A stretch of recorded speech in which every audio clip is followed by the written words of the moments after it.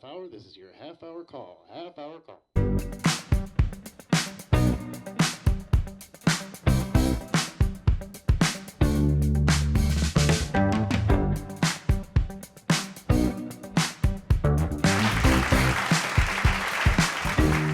Hello, and welcome to Half Hour Call, a podcast where we talk about live theater, TV, film, basically anything entertainment in general. I am Rich Klest, and I am your host. Today, we are going to continue with the second part of our interview with the women of the East Chapel Hill High School creative team. So let's get back into it. Who are some other? I know you have some other team members that are part of this. The Jeff and Ryan Elson. Ryan, but and a lot of them have been. I, Jeff wasn't always there. I know you had Steven prior to that. Tony before that. I'll see. I don't even know Tony or remember, I should say. Um, how do you, again, with the three of you kind of being that core, have you, how do you get their influence into it as well? How do you give them their feedback? How do you get them to give you feedback, you feedback so you can work with them? Like I'll use as an example. I know with Ryan Desiree in the standard musical theater org charts, generally the musical director will be the conductor of a show, and that's not how Ryan comes in and conducts a show. So how does that work with you guys in terms of, is it because he's doing the band all the time, it actually helps you guys? Yes. Yes. He is holding weekly rehearsals twice a week from the beginning of the process. And he and I have weekly conversations throughout the process. You know, this is what Susie wants cut from the dance section, or this is the tempo we want for this piece, or what do you think about that key change? And we're very friendly and collegial about the music just for its own sake, because it's interesting. So we have lots of conversations so that by the time we get to the sits probe, things are a little more smoothly It's transitioned. it's interesting. In a traditional setup, Ryan and Desiree would be at the production meeting. Mhm. Susie comes to the production meetings, but Mhm. they don't come to the production meetings. So like they hold their own little production meeting, Right. and then I run to Desiree and have a conversation, and then so we have sort of this Z pattern translation thing that happens. But we're all in such proximity. Our space at East was so well designed by John Thomas and Teresa that everybody's together. So it's really easy to like leave the rehearsal hall, pop over to Ryan and ask a clarifying question. Plus, we have a stage management team, a student stage management team that's on it. And if there's something we don't know or Susie brings up in a rehearsal, they put it on the rehearsal report and Ryan comes back over and follows up the next day when we're in the space because he knows we're in the space. So I think some of the like really almost pro level organization that we do and we make our kids do allows for some uh, looseness in in decision making because there's always a daily communication tool.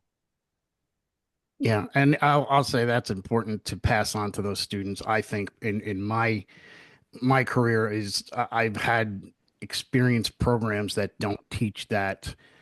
Here's something if you decide you want to stay in the entertainment fields, you're going to need to know this. And or I've seen programs that don't teach those things, and those students come back years later and they go, I don't know, I got out into the real world and I didn't know what the hell I was doing. doing. Well, I can't imagine running a program like we do without a daily rehearsal report going on. Like I just don't, I can't, it's unknown to me. And I know there's a lot of variance in how people conduct themselves Right. in creating theater in a space. And some people are doing what they've always known and what they've always, and so for me, part of doing it the right way as far as the etiquette I can't make these kids have sing longer than they've been alive, right? Like I tell my kids, the only thing that we can absolutely positively give you and ensure you are up to pro level is etiquette and discipline, right? Like we can make sure that you know those expectations. And then you're just going to have to wait to be an actor who's been on stage for 100 shows. But we absolutely can give you the things that will put you at some feeling like you know what you're doing when you go to the next level and you're the youngest person. You're the person who's been singing the least amount of time. You've done the least amount of shows. At the very least, those are the things we can give you as home training, right? Right. Like you can go out with good home training. Right. And so you are, again, like you were talking about choosing the show before, you're in essence building a season based on, and you're building more than one season really, because you're building the theater season. Well, Desiree, you're building the music season, which is, there are concerts and things that are different from what Hope's involved with. So as a whole, you're creating a program that overall that in professional settings, they usually do a year to two in advance. And sometimes you just don't have that luxury. You're doing it, you have your standard winter concert or whatever it may be, or the spring musical or a fall, whatever it is. That's a lot to handle all at once, that you're doing all that and imparting that education at the same time. Yes. Thank you for realizing how amazing we are. All right. But yeah, it's a lot. And I don't know if I could do it without a technical director. Right. And Like I think back at being at Jordan where I was not only that for not only that myself, but the technical director for all of the other shows, the dance program and the theater, and the band program and the chorus program, and then also the same thing for myself. Like and I think that Durham is thinking about cutting TDs everywhere at the high school level because their allotments are tight this year.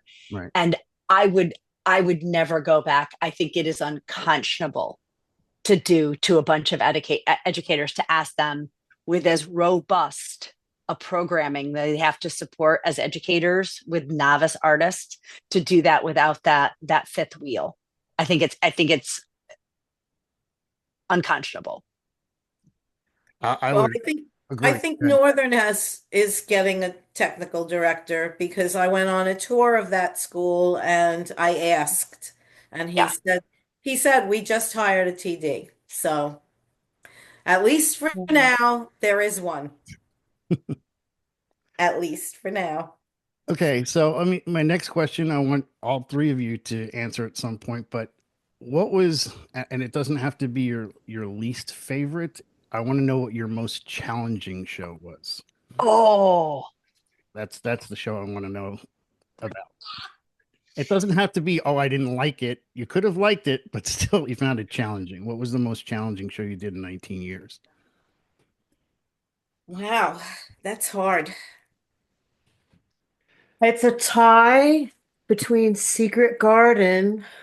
That music was so hard. Those And who don't Hades know, I Town. directed that. Yes. Um, Hades Town at least was all tonal and very little dissonance. It was just the sheer quantity of music and the lots and lots of ensemble numbers, a Mm, lot of harmony. Whereas Secret Garden, the actual ensemble numbers are just very challenging to hear, and we didn't have a lot of experienced people in the ensemble. mhm. But luckily, there was a lot of dissonance in there, and so people couldn't tell maybe. Um, but yeah, that was a challenging music to teach. And Hadestown was challenging because the sheer quantity. Yeah, it's a lot. Susie, how about you? I think the most challenging for me was Hairspray. Okay. I I think a lot of that had to do with the sickness that was going on in the cast. I don't think we had a full cast until opening night, honestly. And them not, And we did not have strong leadership yeah. from students. Yeah, they were not remembering dances. How many times I had to review the same dance so I couldn't move on to another one. And I love that show, and it's a fun show, and I would like to do it again sometime with the right people. And correct me if I'm wrong, that was also a humongously large cast, was it not? It was a large cast, and I was right before COVID, and I truly believe that COVID was going around that cast because it was right before it, before we knew what it was. I think that's what it was. Okay. Hope you're still pondering. Have you come up with anything? No, no, no, no. Hairspray by and far. By a hairspray almost broke me. Like if COVID had not happened, Mhm. I might have left teaching. Okay. It gave, Hairspray was challenging in a lot of ways. Like I don't think I was my best self in responding to students who I think we put one student who did not have the capacity mhm. to do their job well in a leadership role.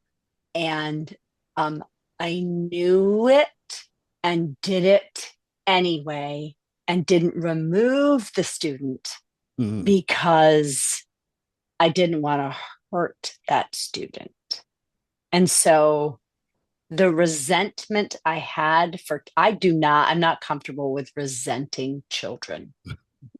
That's a good Do you know thing. what I mean? Like, and it really was me not wanting to pull the trigger and be to lose a relationship with a child that I loved because I would necessarily have to be the bad guy. Right. Right. And you always it's a mom thing, right? Like you and I don't have the time that moms have to Right. gain them back. Right. I didn't want to have this child hate me because I wouldn't have enough time to win them over again. And I didn't want to lose this child. I loved them a lot and didn't want to have them be really angry with me because I had to. And I have since not leaned into that urge and have had children get over it and have had children not get over it.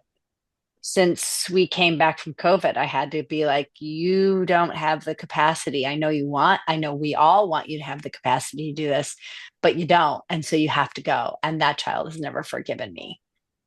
But it was the right thing to do. Understood. Yep. So you were talking Yeah. about that whole, But that's hard. I understand. You mentioned, the mom thing.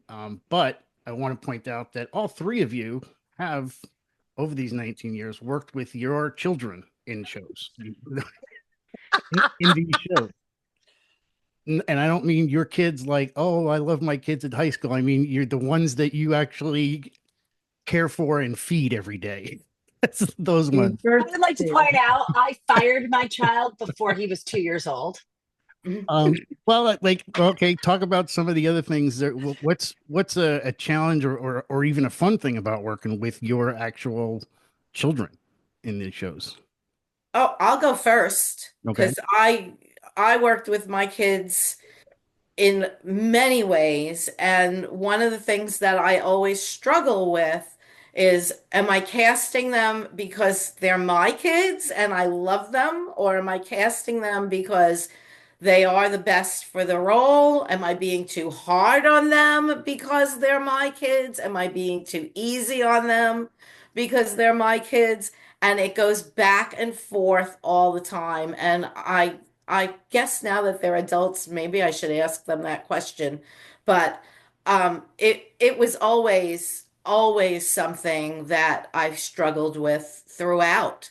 And yeah, it just was it's always been a thing. And even now when they were still performing or even just doing their jobs now, I'm always nervous for them that they're going to execute well. Yes, they did it. I was so proud of Tyler and watching him do his thing during Oh Hayden. my gosh, he was a godsend. It was amazing to see that side of it because I've always seen them now that they're doing audio just sitting behind a board, but never actually seeing what is entailed to do that job.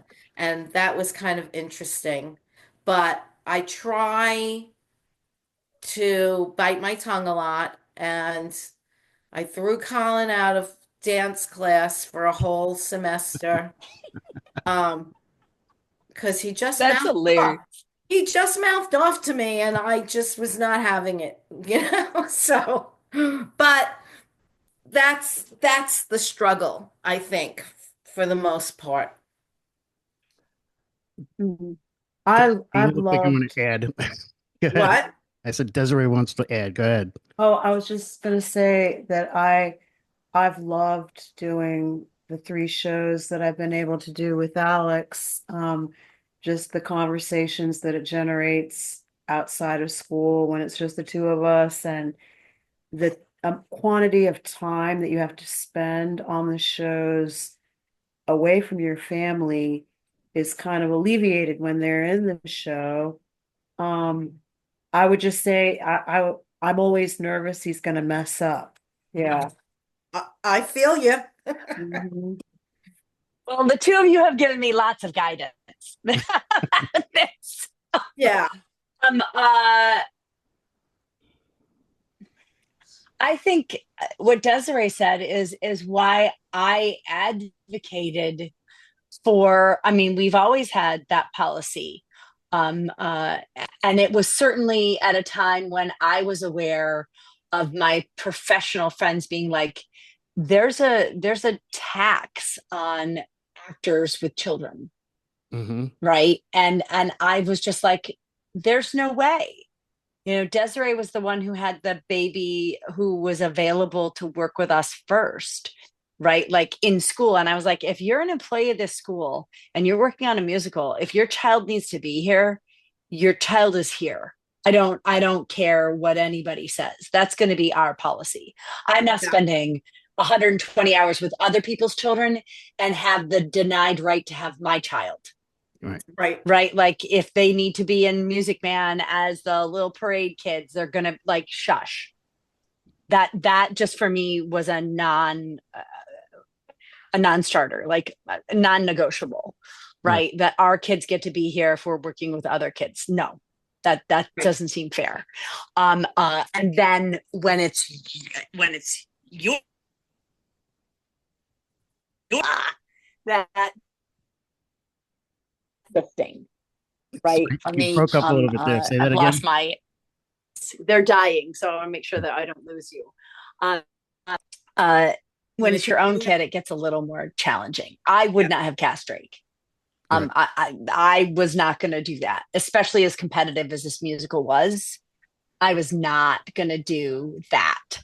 Um, uh, and so I feel a lot more comfortable that I feel like he earned his way into the show. Absolutely did earn his way into the show. He But did. I did do the thing that um I ignored them. Like I was just like, you're another kid, right? Mhm. Except Right. for things like when uh another student was like, I'll yell at him before anybody else. Like I'm definitely, you're another kid unless I need to be hard on all kids, and then it's gonna be you. Right. You're gonna be the example. Um but I realized like Saturday night of the show that I hadn't watched the show like his mom, right? Because I was always watching the show as the director. And I was like, I'm going to watch the show tonight. Like I'm just some dumb, Mhm. I have a kid in the show parent. And I watched him and I was like, that's pretty good. Like I noticed some of the little subtle things that make sense because he's been around it. Like there are definitely some like in your bones things Instinctual. that Nepo children have, Right. right? Like I listen to Alex all the time. Like Tyler turned up Alex. I was like, that is the right call. You know, I can pick Alex's voice out because he's had, in some ways, more years of training than his peers by nature of living with an expert. Right. Well, I can tell you, I mean, to me, again, I don't hang around with you guys. To me, both Drake and Alex are still 3 feet tall. And like, again, we went to go see Hadestown and I was like, wait, they're both in. I was like, oh my God, they're both in this. And, Mhm. and I could tell you just from I mean, I've said this to you guys that Hadestown for me was the best show you guys have ever done, hands down. And Agree. part of that reason for that is because there was not a kid on that stage anywhere who was not present in the moment they were there in that moment of the show at all times. And that's a lot for teenagers to do, and a great compliment to you guys for getting them to that point. But I will say I look for that stuff. I'm specifically not watching the leads. I mean, I said this to all of you. I am incredibly hard to entertain after being in this business for 40 plus years. But if I can look at the ensemble and still get the same connection I'm getting with the leads, that's a great thing to have And happen. for me, Rich, that's the loveliest compliment because that's what I seek to do in my directing. If you ask me about the mark, the two like things like it's a Hope Hines show with teenagers.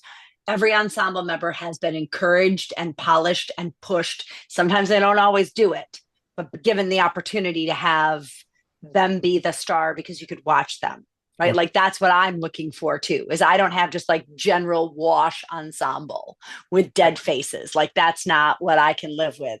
And love scenes that you actually believe. Like I'm not going to gloss over whether you actually believe the romance in the show. Like those are the two things I'm like, no, not just because it's high school does not mean these parts of the show can just be like vague. No, ma'am. And I'll also be honest. I came in to see that show like this. Okay, go ahead. You're gonna try Hadestown, knock yourself out, and was blown away. That's part of what blew me away. It was when even knowing Susie and Tyler were working on it the whole time. I'm sitting at home where you guys were all rehearsal going, I don't know, they're gonna pull this off. But it knocked Rent off the pedestal for me, and Rent has like I was pregnant during Rent. Right. I was the most soft, lovely, like I'm still personal friends with many of the children in that cast who are adults now. Like Rent is precious to me, and it knocked Rent way off the pedestal for me. For everybody else, Susie, what are some other favorites you've done over the year? We talked Beauty about and the Beast, Okay. Rent, with Chicago. Rent, yes. But that was right after my stroke, so I was a little Lula at that point, and had Taylor Jones with me to kind of keep me focused. But I think my two favorites that I choreographed, I love choreographing The Music Man. That is one of my favorite shows to choreograph. I'll do that over and over and over again. And of course, Chicago. Chicago's one of my faves. That's the other six. That's the other six Fosse women that we're talking about before. Okay, I'm done. Desiree, how about you? Oh, I'm sorry. I said Beauty and the Beast and Rent Okay. and Hadestown. Excellent. Okay. Well, I want to thank you guys for taking the time to talk with me today. This has been a lot of fun. Again, I'm glad I got to do this, multiple guest thing first time with you guys, because I know you're all pros and very much able to have these good conversations. So thank you for that. And I hope you guys understand that what you do is so important, not just for, it's important for the world to be theater educators at that level and music educators at that level, because the world needs that, obviously. So I want to thank you for doing that as well. So thank you. Thank you to everybody for listening today. And if you enjoyed what you heard, please hit subscribe and we will see you next time. Thank you all. Keep the faith. Places, places, please. This is Places.